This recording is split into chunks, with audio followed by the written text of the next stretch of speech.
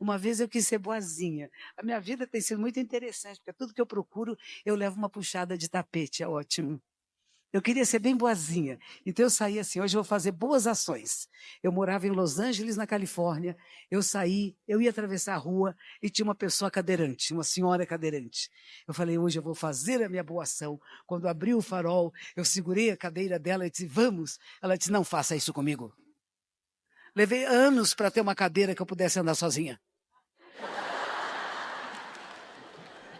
E aí eu percebi que a minha intenção de fazer o bem era falsa. Era o eu. Eu boa. Eu fazendo bem. Quando você corta, joga isso fora. O bem verdadeiro se manifesta.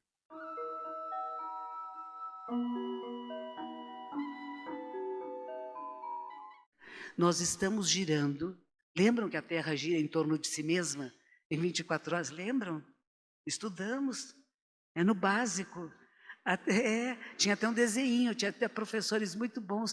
A Terra gira em torno de si mesma em 24 horas e em torno do Sol em 365 dias. A Terra dá uma paradinha e diz, eu quero ir lá para trás? Antes era melhor? Não tem antes melhor.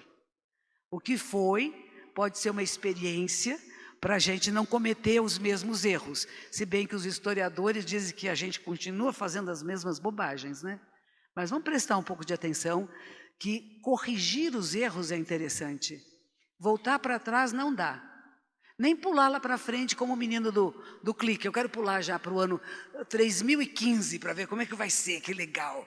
Não, nós somos seres desta era. E é nesta era que nós sabemos lidar com as coisas que chegam até nós. Uma coisa interessante, eu fiz um livro com o professor Cortella, e ele, na sala dele, ele tem um cartaz que diz assim, aqui só aceitamos erros inéditos.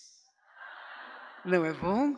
Ou seja, não repitam seus erros, mas observe-se em profundidade. Às vezes você está no trânsito, aí é do carnal de novo, que é uma coisa bem bonita, né? Está no trânsito, alguém ofendeu sua mãe. Falou, sua mãe é isto. O que o professor Karnal fala? É uma joia, né? É uma joia pedagógica. Ele diz assim, eu fiquei pensando, minha mãe, uma senhora tão discreta, sempre com as roupinhas fechadas, um olhar até tristonho. Ele não conheceu mamãe, então não me ofendeu. E ele vai mais, ele diz assim, imagine que mamãe fosse uma menina de programas. Eu ia dizer, conheceu mamãe? A base desta brincadeira é você perceber que se você tiver autoconhecimento, conhecer a si mesmo, ninguém vai te ofender. Porque você sabe quem você é. E muitos de nós não sabemos quem somos. Mas eu estou falando, não é só da sua historinha pessoal. Todos nós temos a nossa história. Às vezes tivemos coisas muito difíceis na infância, mas você não fica parado lá. Aquilo faz parte da tapeçaria da sua vida. Não precisa ficar olhando lá para trás, naquela época, olha o que aconteceu comigo, eu sou uma vítima, uma coitadinha. Não, aquilo aconteceu. Talvez nessa tapeçaria da minha vida ficou um nó para o lado de fora. Não foi muito bonito. Mas não tem importância. Se tudo isso não houvesse acontecido, não estaríamos aqui hoje. Foram inúmeras causas e condições da nossa existência, belas e feias. E todas elas fizeram com que a gente crescesse, desenvolvesse e estivesse aqui. Uma frase que eu gosto muito e que eu pensei que era de um bispo católico, era de um bispo católico. Ela diz o seguinte, a procura é o encontro e o encontro é a procura. Não tem fim. Não tem um lugar que você chega e diz, agora eu sei tudo, agora eu alcancei o máximo. É sempre uma procura incessante. Como criar um estado de contentamento, de plenitude, de alegria na maior parte dos seres? Como fazer com que as pessoas desenvolvam a sabedoria perfeita, de perceber que não há nada fixo nem nada permanente. O bebê que você era já não está mais aqui. O idoso que você será daqui a 10, 20 anos também ainda não chegou. Por que não aprecia a sua vida? E apreciar a sua vida é apreciar a vida de tudo que cerca. é respeitar outras formas de vida, não com os meus valores. Eu posso chegar aqui e olhar para essa planta, e se eu não tenho empatia com ela, mas ela precisa de água, e eu vou dar tanta água, que ela se afoga e morre. E muitas vezes fazemos isso. Julgamos a partir dos nossos valores. Eu não saio de mim, eu não me torno outro. Muito jovem eu li um livro que chamava Estranho numa Terra Estranha. Era um livro de ficção científica deste ser que veio do espaço. Ele era uma mistura de ser humano com algum ser espacial. Ele chega na Terra e ele está muito magrinho, muito frágil, e é levado para um hospital e dão água para ele. Ele disse: com quem eu compartilho água, eu compartilho a vida, porque a bebida mais sagrada que existe é a água. E depois ele dizia: eu agora vou pensar músculos, eu vou fazer que o meu corpo produza músculos. E a força do pensamento que faz com que a gente possa transformar realidades. Mas só pensar não adianta, só orar não adianta. É preciso que tenhamos ações efetivas. E pode ser coisa simples no dia a dia. Uma palavra de bom dia para o seu vizinho que não fala com você. No local de trabalho, não tem alguém que é o seu desafeto? Que você acorda de manhã e diz: vou ter que encontrar aquela pessoa. Pense assim: vou encontrar meu mestre. Lá está minha mestra da paciência. Às vezes você está fazendo uma tarefa e tem sempre alguém que vem e interfere e atrapalha tudo. Em vez de você dizer: atrapalhou, diz: que bom, vou ter que repensar e fazer de novo. Quem sabe eu não faça melhor agora. Vocês estão rindo da instrução do Dalai Lama. Treinar a paciência. Uma vez eu trabalhava num banco, eu fui fazer uma cópia, pus vários papeizinhos assim para fazer a colagem, abaixei a tampa da copiadora, na hora que eu fui apertar para fazer a primeira cópia, entrou uma outra pessoa, levantou a tampa, voaram todos os papéis. Eu fiquei com raiva. Vocês já ficaram com raiva? A gente não fica com raiva de coisas muito insignificantes, um papelzinho que voa. Mas foi a primeira vez na minha vida que eu percebi a raiva. Quando eu falo de conhecer a si mesmo, é conhecer tudo, não é o bonitinho que eu sou, o feio que eu sou, a luz e a sombra. Olha a raiva que existe em mim, de um papel que voou. E o que eu faço com isto? Eu comecei a respirar conscientemente. Nem sempre adianta, né? Conforme o nível da raiva, não dá, né? Respira. Não dá. Mas aí eu comecei a pensar, eu tinha lido um livro fininho que chamava Siddhartha, de um autor alemão chamado Hermann Hesse. E uma joia, Siddhartha aprendeu a rir de si mesmo, porque ele ficou uma época trabalhando à beira de um rio, ele tinha uma jangadinha para atravessar o rio, e quando não tinha ninguém para atravessar, ele ficava ouvindo que o rio fazia um barulho assim. Parece que estava rindo dele. E se a gente for capaz de rir da gente, você se liberta. Não leve você tanto a sério, nem o mundo tanto a sério. É transformação e movimento. Mas nós podemos colocar essa energia que nós estamos criando aqui, esta egrégora, para o bem de todos os seres. Que em todos os lugares, os nossos políticos, administradores, possam ter um despertar de consciência. Possam começar a pensar no bem coletivo. Mas de verdade, de ter auxiliares e pessoas que eles possam convidar, pessoas a ajudá-los a pensar juntos. Não é preciso mais guerras, não é preciso mais violências. Nós podemos viver de outra forma, nós podemos viver em harmonia e respeito. É treino, como tudo mais, é treinamento e educação. Como é que você educa para a paz? Como é que você educa seres humanos ao respeito, à percepção? Japão tem coisas muito bonitas, eu morei lá muitos anos. As criancinhas, desde pequenininhas, aprendem a interagir com a natureza, com a plantinha, com o bichinho, com o passarinho. Sentar na lua cheia e sentar, olhar para a lua, gente. Não precisa fazer nada. Convida seus amigos, vamos sentar e olhar para a lua. Sem ficar falando. sem ficar se exibindo, sem o seu ego ficar se mostrando. Admira a vida, respira a lua, e depois, se quiser, escreve um poeminha curto, bonito, compartilha com seus amigos, não para dizer quem escreve melhor, quem escreve pior. Como que desenvolvemos a nossa sensibilidade? É tão bom isto, não é? Coisas simples para fazermos. Admirar o pôr do sol, o nascer do sol, sentir a brisa no seu rosto, o sabor das águas. Tem águas salgadas, águas doces, cada uma delas tem um sabor diferente. E nem percebemos. Se você fizer práticas, que eu digo de autoconhecimento, de meditação, de silêncio, esse silêncio que não é só fora de nós, descobrir que dentro de nós existe um grande silêncio, um lugar que não tem palavras, um lugar mágico, lindo, onde você está apenas absolutamente presente, inteiro, inteira, presente, aberta às experiências que possam chegar e com capacidade de discernimento correto para dar resposta adequada à situação. Porque se eu chego cheio de ideias, eu vou falhar. Eu não sei como vai ser a realidade. Eu não sei como é que eu vou interagir. Então eu me abro e eu permito que os seres iluminados e benfazejos nos abençoem com sabedoria e compaixão.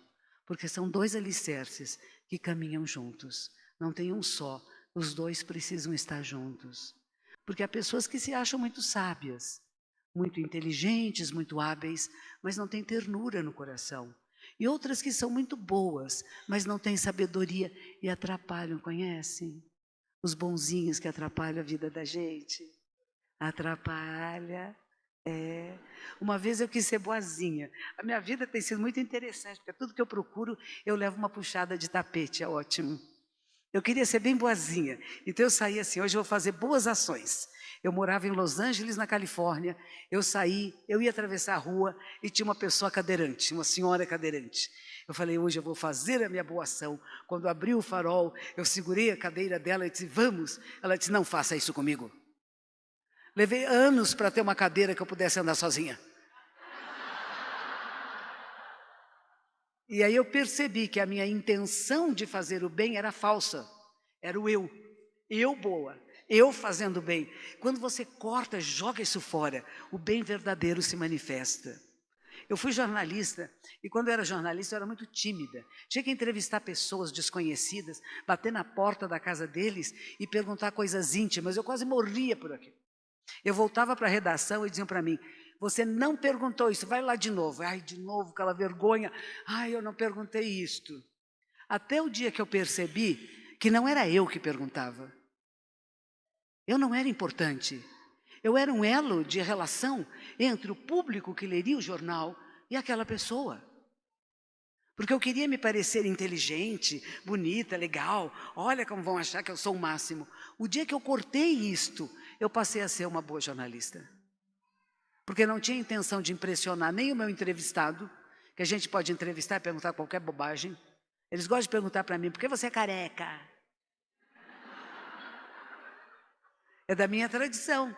Buda era um nobre, ele tinha o cabelinho preso aqui em cima, como os nobres tinham. Quando ele sai do castelo, a primeira coisa que ele corta são os cabelos, que era o símbolo da casta. Ninguém vai me reconhecer pela minha casta. Eu sou um ser humano comum. Eu não sou um ser especial. Ele vai depois disso fazer práticas de yoga, vai aprender grandes coisas. Yoga era uma prática de filosofia, de religar-se com o sagrado. Depois disso vai fazer práticas extremas de jejuns e chega à conclusão que o caminho é o caminho do meio, não é de extremos. Nossa sociedade internacional está muito polarizada e nós temos que reconstruir esse centro, esse meio. É como cerzir roupas. Quando eu era criança, haviam cerzideiras na rua.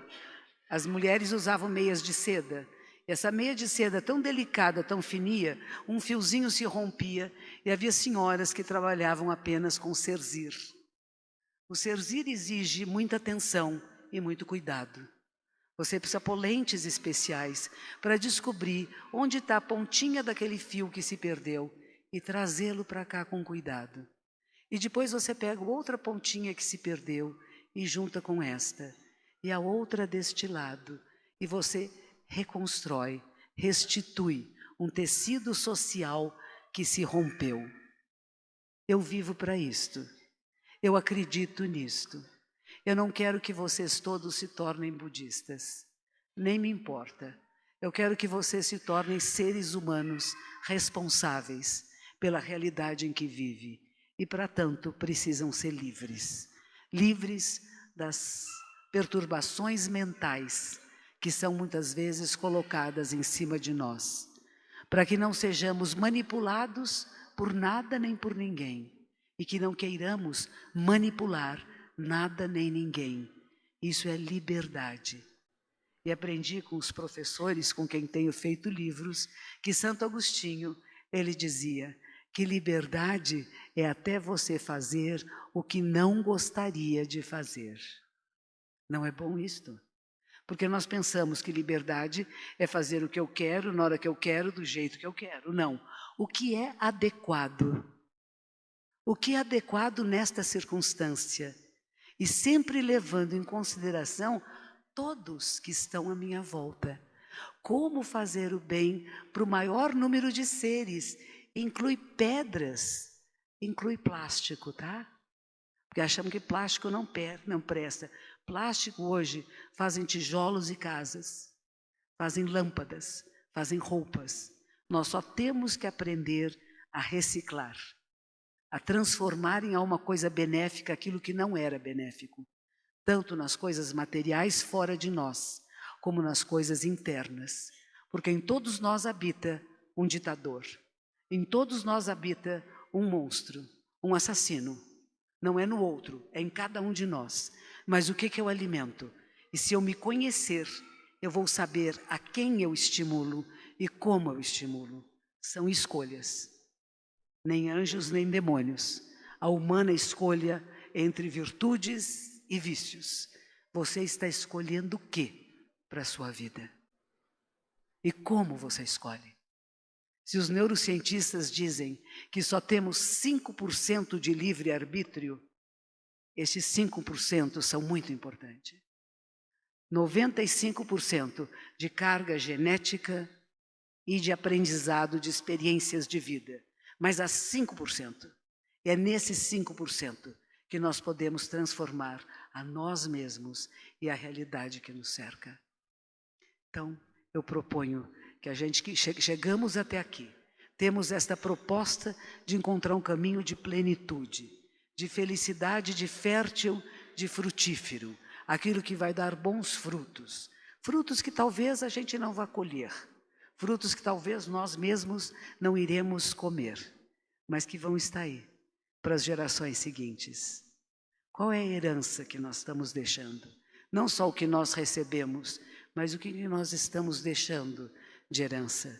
Não o que eu levo desta vida, mas o que eu deixo da minha vida para que o mundo seja mais harmônico, mais compartilhador, mais respeitoso, com menos injustiças sociais, menos abusos, menos feminicídios. É bom lembrar disto. E para terminar, só vou contar a minha teoria do feminicídio. Começa com o casamento. Vamos casar.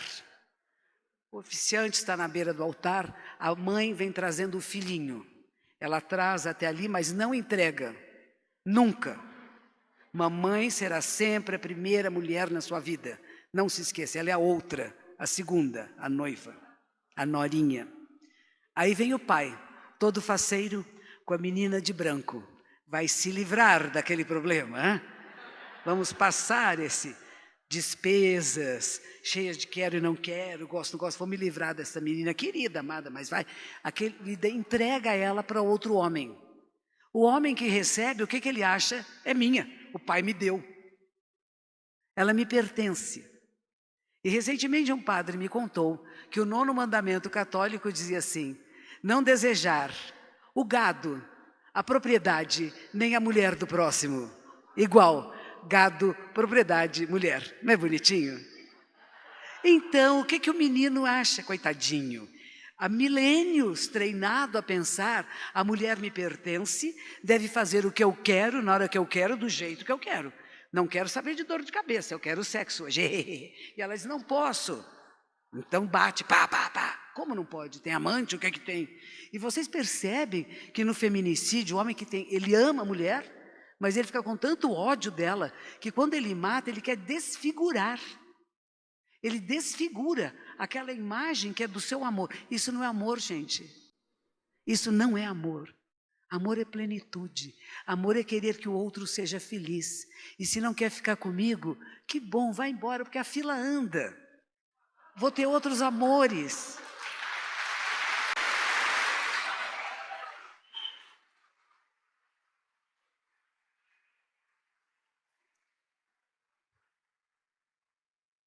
Essas são as minhas historinhas para que vocês possam pensar com mais leveza em amor, ódio, traição, luto, morte, nascimento, tudo é a nossa vida.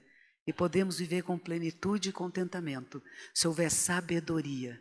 Até o Neymarzinho tem escrito no pescoço, tudo passa. Muito obrigada.